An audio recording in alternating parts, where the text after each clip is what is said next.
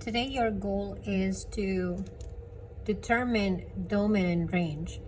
By now you probably do remember the terms domain and range. As we recall DIXIE, DROID. That's why DIXIE DROID is a very important keyword that you need to remember. It's a mnemonic that you need to remember. DIXIE represents D for domain and X means X values. DROID, R is range, and Y is the Y values or Y coordinates. So you should be able to determine the domain and range of linear functions. Linear means straight lines in mathematical problems. So you're going to see a bunch of examples today in front of you. Determine reasonable domain and range values for real world situations. So you're going to have some word problems where you have real world situation like purchasing jerseys or purchasing hats. So we need to be able to write the reasonable domain and range for both discrete and continuous function. So we are learning about what are continuous and discrete function today. And then we would be able to write domain and range using the inequalities, which is the format that you write them in. This is not tricky. This is not difficult. It is a straightforward method. You have certain things that go with certain things.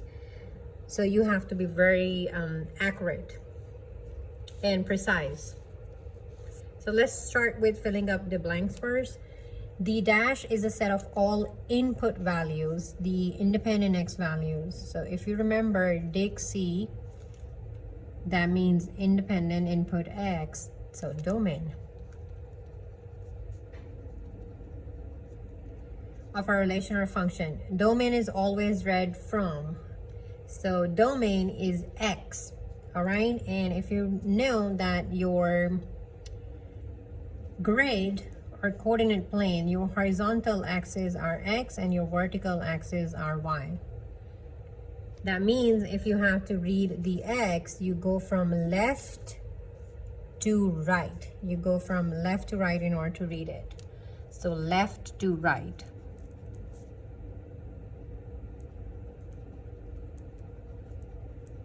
So you go from the direction left to right on a graph. The blank is a set of all output values, dependent Y values. If you remember from DROID, output Y dependent, that means range.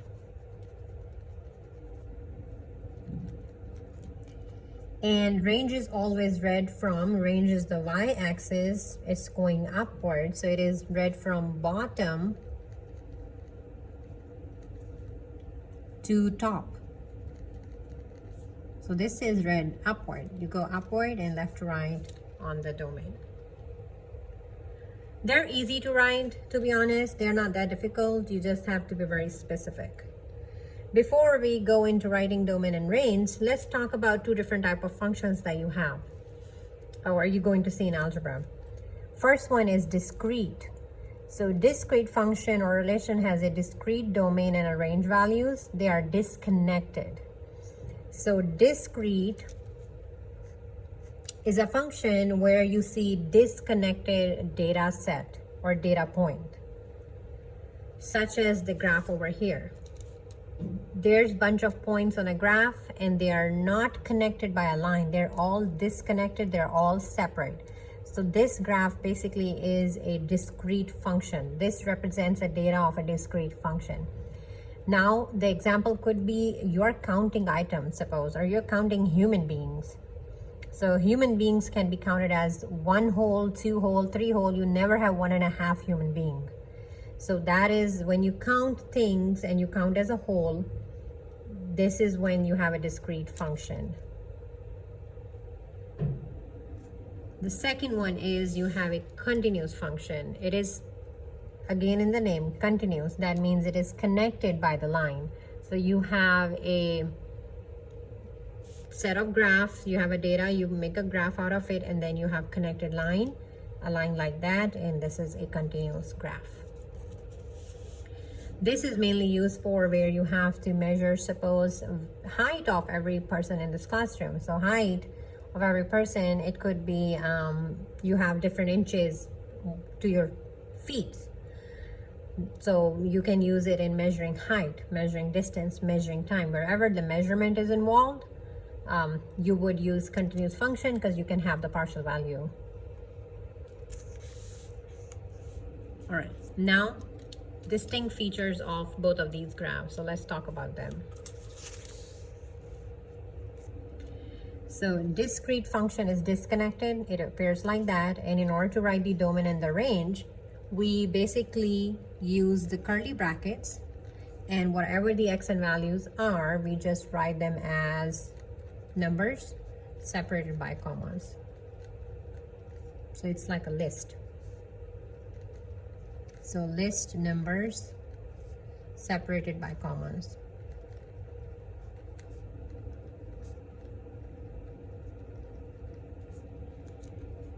And it's a list, so you write from the smallest to the biggest number. Over here, you have the example. This is a disconnected graph. And if I have to write the domain, just remember, write word DIXIE all the time on domain. So this way you will know I need the x values. So every point over here has an x value. This is the origin, 1, 2. So this point x value is 2. Or this point x value is 1. At this point x value is 0. At this point x value is -1, and at this point it is -2. So, or hold on, -1, -2, -3, sorry. Oh, this is -1. So x values are -3, -2, -1, 1, and 2. So you have the values of the x, and if you have to write the domain, you're just gonna put the curly brackets and start from the left to the right and write them down. So -3 to +2, that is how you will write the list. If you have to write the range, range is DROID. That means you need the y values here. So every point has a y value over here. This is the origin, 0, 0, so that's 1, 2, and 3. So this is 3, that's 4. This is on the line, so that's 0. This is again 0, 1, 2, 3, and that's 0, 1, 2, 3, 4, 5. So your order pairs are done. Now the range is counted from bottom to top. So you start from the bottom, it's 0, then you have 3, it's repeated, so only you write once, and then 4, and then 5. So 0, 3, 4, 5.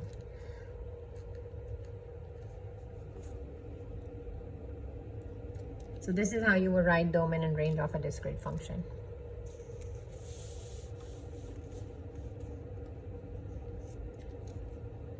How do you write domain and range in a continuous function? When you're writing domain and range in a continuous function, since we have the in-between values as well, so we sort of write in an inequality format. So if you're writing a domain, the way I have memorized it, I put a box, and then you have a greater than or equal to sign. Since this one is, you are going to learn more about this, these are filled or colored circle, they are called closed circle. And when you have closed circles, the inequality is basically has an equal in it. So this one is greater than or equal to, then you put the domain. So domain, remember, DIXIE. So domain should be x. And then you put the same inequality, this is again closed circle, and then you put a box. So this is how you will write the domain. Same way, you're gonna write the range. You make a box, you have closed circle, so I'm gonna put the inequality. And it's always the inequality which is less than L. So you're gonna put that one. And then since it's a range, so remember from DROID, it should be Y. This DIXIE DROID and domain and range. If you use that keyword, you can eliminate your answer choices when it's a multiple choice question, and you can do your questions in a better way, in a smarter way. So Y, and then you put the inequality again, and then box. These box carry the number. and you read the numbers from the graphs over here.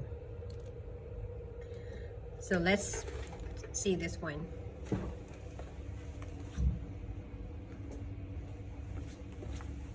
I have to write the domain. Domain starts from left to right on the X. So use the highlighter so you can see the X-axis. It's over here. And the domain is starting from, this is the origin.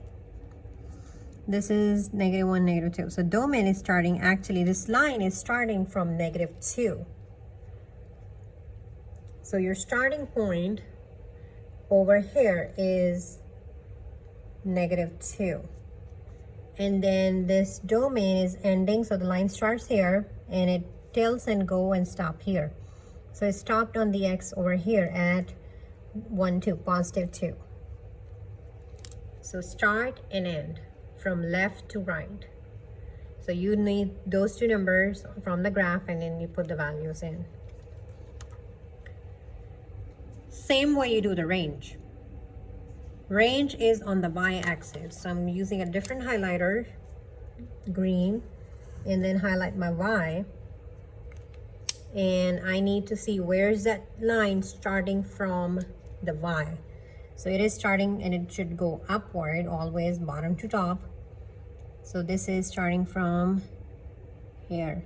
This value is -3. So it is starting at -3 and it ends over here at 0, 1, 2, 3, 4, 5. 5. +5. So basically you're just reading where it is starting and where it is ending on the correct axis, and that is what you're putting over there. So domain is -2 to 2 and the range is -3 to 5. That's where the line was. So this is how you would write in a continuous function. When it comes to solving questions for discrete and continuous graph, first thing you have to do is identify what type of graph you have over there. If you can't tell that you have a continuous or discrete graph, you cannot tell that which format you're writing the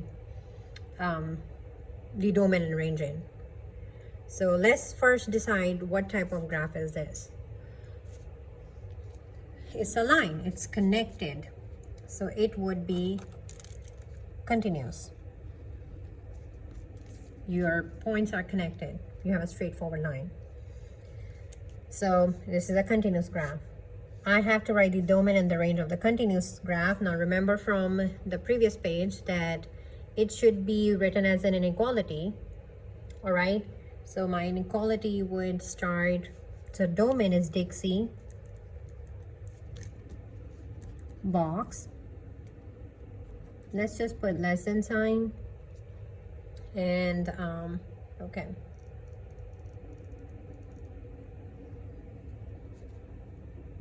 X, grid, less than sign again, and then a box. Same for the range. Oh, Y. Range is DROID. And box. These boxes will have numbers. On this equality, this is the open circle. So this type of circle is called open circle.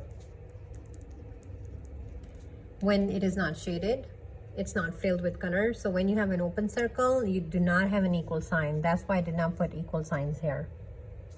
So you do not have an equal sign.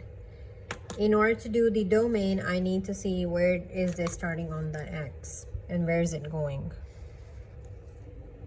So this point is basically starting from the origin. This is the X value that it's starting from. So it is starting from the origin. And so it starts from the origin and it goes forever. It is on the positive side of the origin.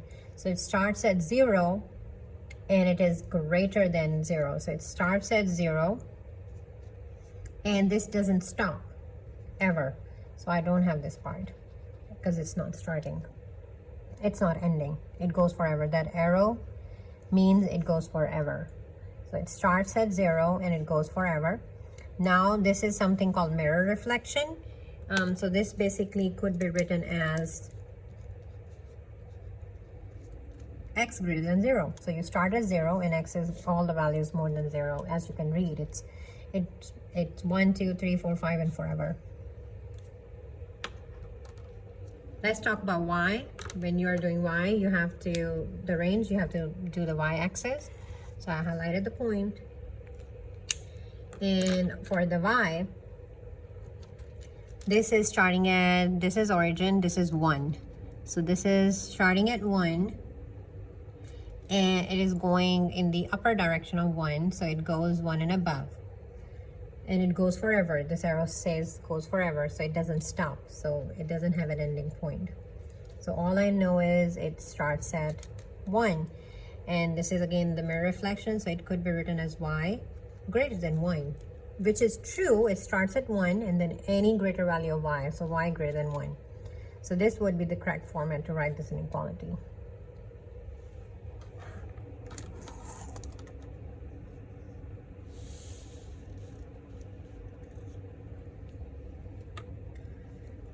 You have example number 2. You have some points on a graph and they are not connected by a line. This is disconnected. So disconnected, here you go, discrete. When you have disconnected graph, you write your domain and range in the curly brackets. Because I have specific whole numbers or specific numbers that are going to go in here. Domain again is DIXIE, so it is X and range is DROID. Write this DIXIE DROID as much as you can so you remember it forever. All right, let's label our points so I can write the domain and range. Okay, this one is, so this is origin 0, 0, -1, -2, -3, -4, -5, that's -6. -1, -2, so that's -2. So this point is -6, -2. This is -4, -1. This is -2, 0. This point is 0, 1. This point is 1, 2. So 2, 2. And this point is 1, 2, 3, 4. 1, 2, 0, 1, 2, 3. This is 6, 5. Usually these points are given to you. If they're not given to you, then it's not that tough to write out the order pairs. Now, domain is left to right. So starting from the left, -6, -4, -2, 0, 2, 4, and 6. Here you go. You have the numbers. There goes your domain. For DROID, you go from bottom to top. So you have -2. That's my lowest point. -1, 0, 1, 2.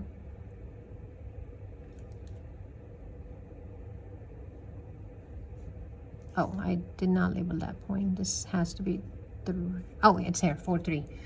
3 and 5. So here goes your domain for discrete function. So your goal is to memorize DIXIE, domain, DROID, range, connected, continuous, disconnected, discrete, and how do you write the their format of domain and range. If it's continuous, it's going to go as inequalities. If it's discrete, it goes in the curly brackets.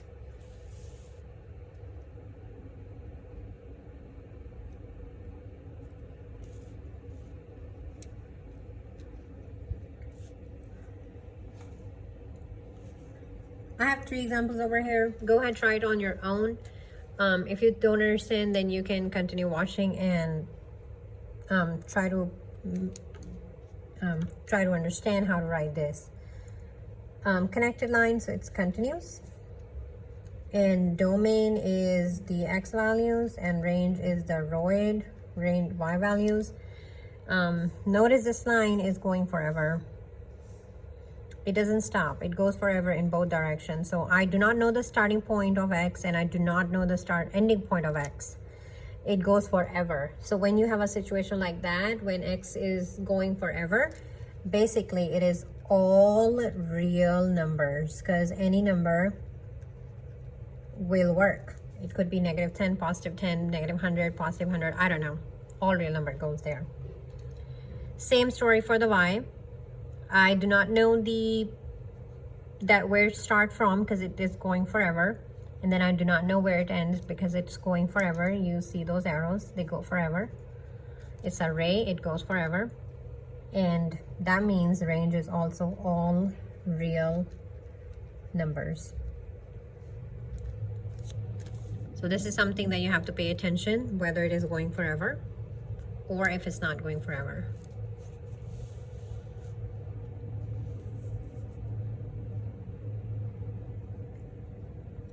You have a connected line, so it's a continuous function. Discrete means x, range means y values. And I know where it starts and I know where it is ending. So that's what it is. It is starting from here and ending from here, ending there.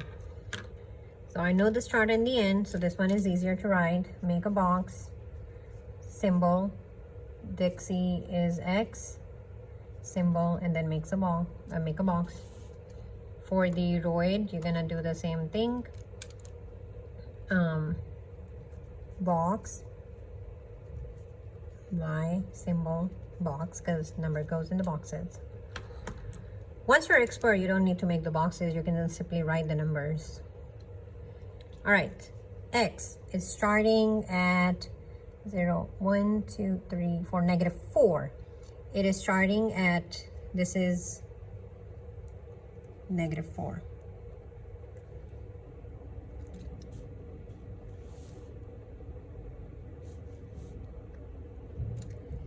And it ends at 0, 1, 2, and it is ending at +2. This is +2. So x, this is x values. Now this is a closed circle. This is a closed circle, so I would have the equal in it. This is an open circle. I do not have an equal, so you leave this one like that. So this is important. Let's do the y. Y should be bottom to the top. So this graph is starting from here and it is going till here only, as you can see. So it starts at 1 and it is ending at 0, 1, 2, 3, 4, +4. So it starts at 1 and it ends at +4. Now I have to put the inequality sign clearly. So 1 is open circle, so I do not put the equal sign. 4 is with a closed circle, so I put the equal sign or the inequality. So this is how you would write the continuous function, domain and range. This one should be easy because it's a discrete function, disconnected dots. And you would have to write the answers in the curly brackets. Domain, you have the x values, and range, you have the y values. So go ahead, write the order pair for all of these, x and y, and then put the order numbers in the list over here.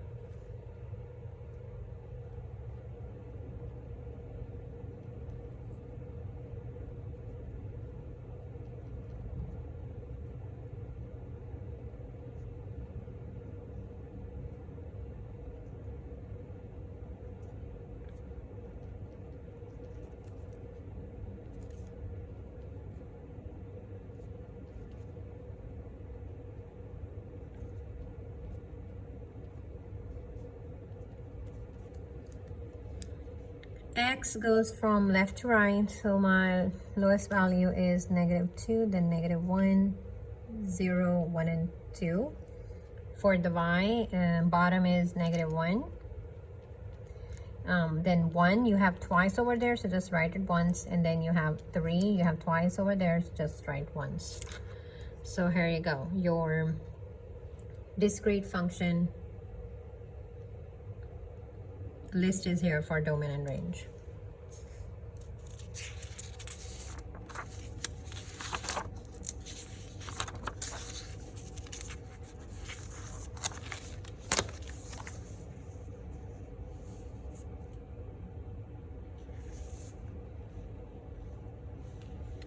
You should be able to do these at this point. You have 3 examples of writing the domain range of these 3 graphs. So go ahead and do these on your own.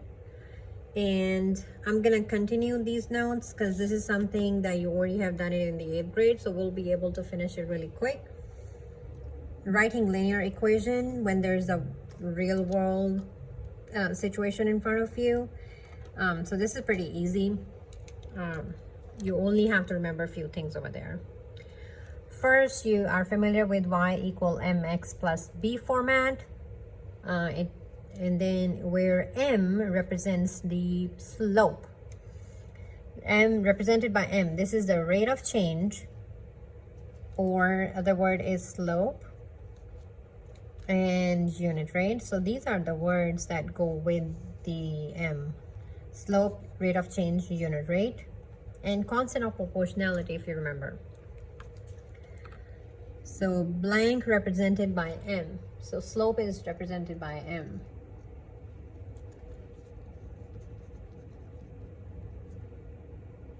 Slope, rate of change, ROC, and unit rate. These are most popular that you hear. The keyword that this is your slope, your keywords are per, each, and every. So whenever you have a multiplier over there, that's basically your slope. Blank is represented by B. So B represents, if you remember, y-intercept. When you have a graph, this is a y-intercept. But if you have a situation, this could be initial fee, something fixed flat fee that you pay, or the starting value. So this could be the beginning value, initial value, flat fee. So this is where you start from. So your starting point. So y-intercept or starting point.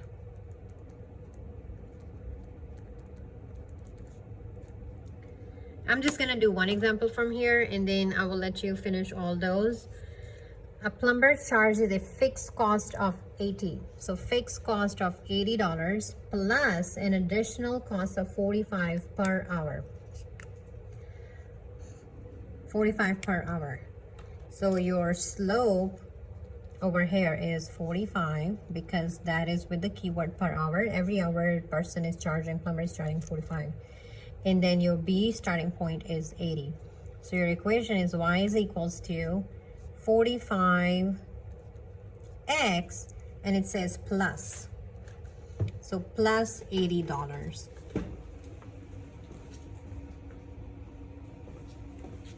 So that is how you would write the equation.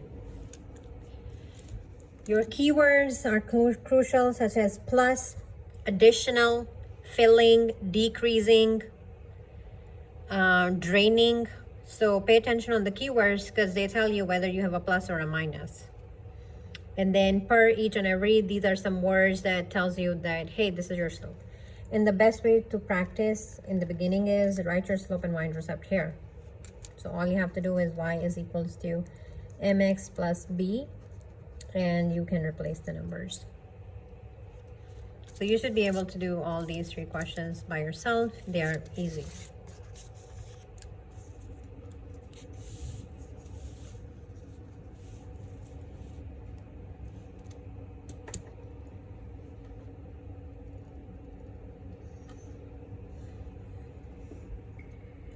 Reasonable domain and range.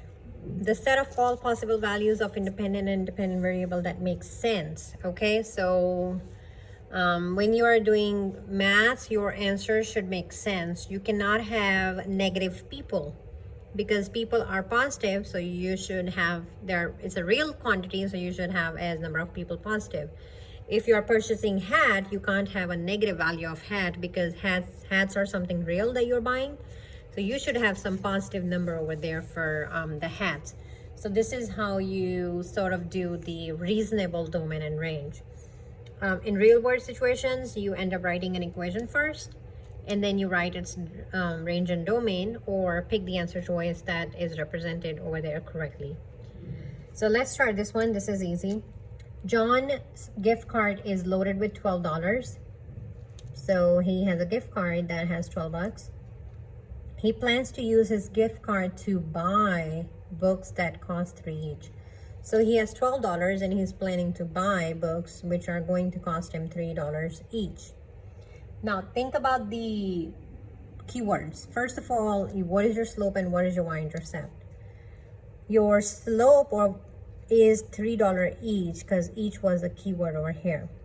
So M is 3 and B, y-intercept starting point, his gift card has $12. So this is where he starts from, 12.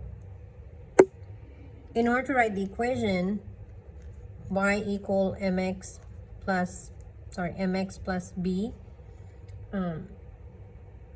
you have to think as, so when he's buying the books, he's spending the money. So that slope is technically negative in this case because he's spending $3 every time. So y is equals to, he has $12 and then he's spending $3 every time. So it is negative 3x plus 12, or if you are writing in proper notation, it would be y is equals to 12 minus 3x. So this one is preferred way of writing that equation. 12 minus 3x. He starts at $12 and he spends 3 every time when he purchases a book. Identify the independent variable over there. Independent variable, again, DIXIE. That I represents independent, which is the x. That would be the solid quantity that he's the item that he's buying over there. He's purchasing books, so your independent variable is number of books.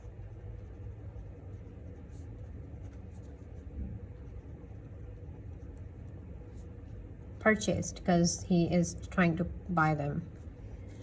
So he's buying the books, that's your independent variable. Dependent variable, DROID. Dependent variable is, so that would be the money. Whenever you have money, money is always dependent because how much money you're gonna spend depends on how many items you're buying. So dependent variable is always going to be dollars.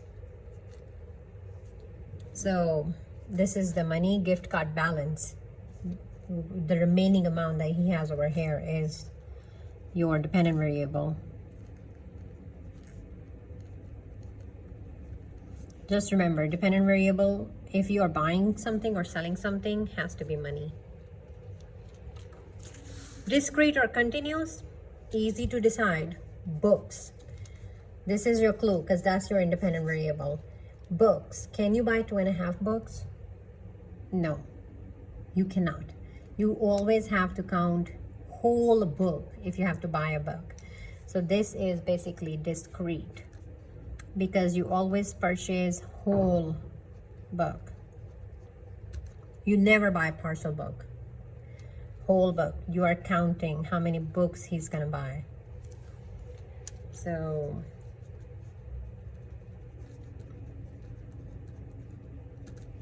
this is your discrete function. Your domain and your range. So you can actually create a small table and that would help you to write the domain and the range in this situation because it's a word problem.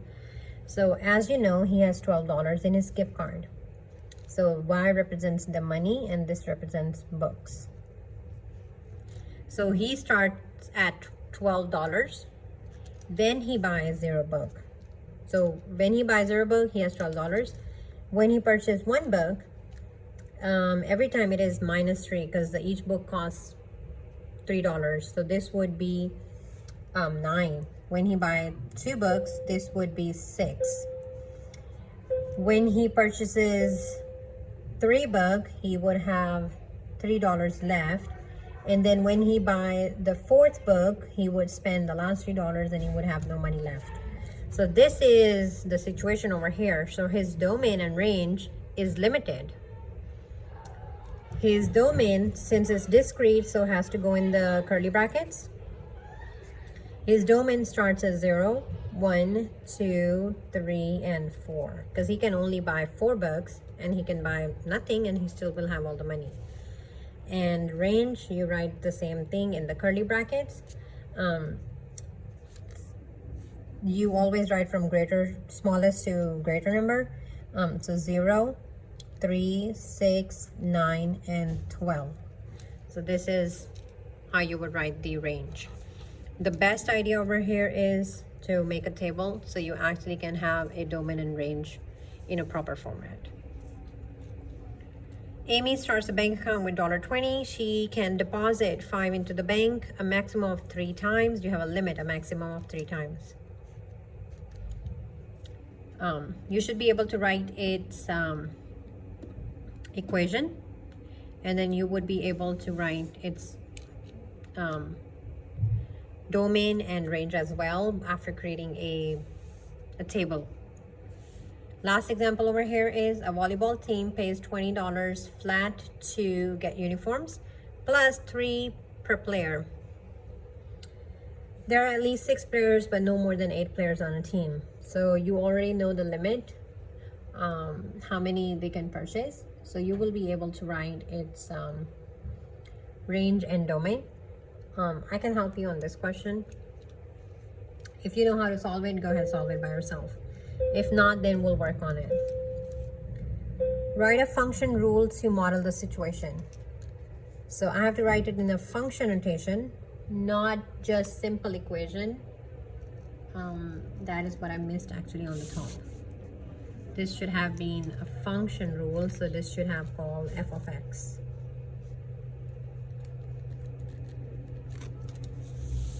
Function should be in the format of f of x. This is f of x.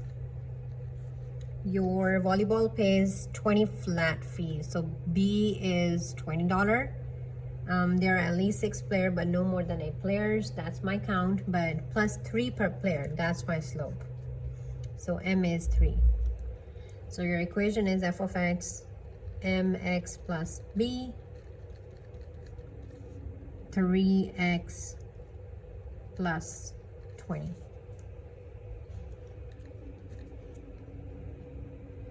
So that is my equation. Now identify independent variable. Independent variable is the number of volleyball players.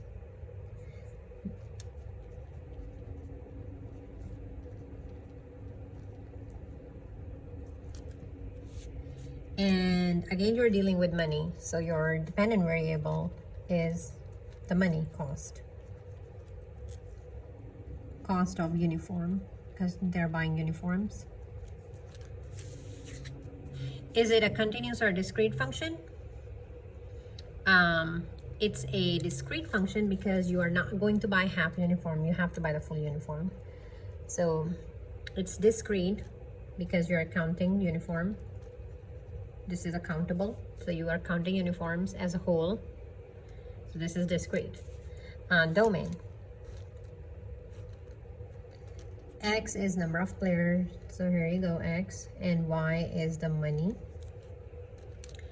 There are at least, so this is one of your clue words in your word problem. There are at least 6 players, but no more than 8. So you have a limit. You have 6 players. So you have 6 players, but no more than 8. So you start from 6 and you stop at 8. 6, 7, and 8. So that's it. That's all you have. So your domain is 6, 7, 8. And money. If you have to calculate the money in this situation, now your equation is 3x plus 20. So every time you have to plug in x so that you can calculate the y. So let's do the quick math over here. I am collecting, so f of 6 is 3 times 6 plus 20. Then f of 7 is 3 times 7 plus 20. And then f of 8 is 3 times 8 plus 20. Solve them in the calculator, and you would have the range over there for the situation. So the range is 18 plus 20 is 38, 41, and 44. So your possible ranges, they either are spending $38, $41, or $44 because they have 6, 7, or 8 players.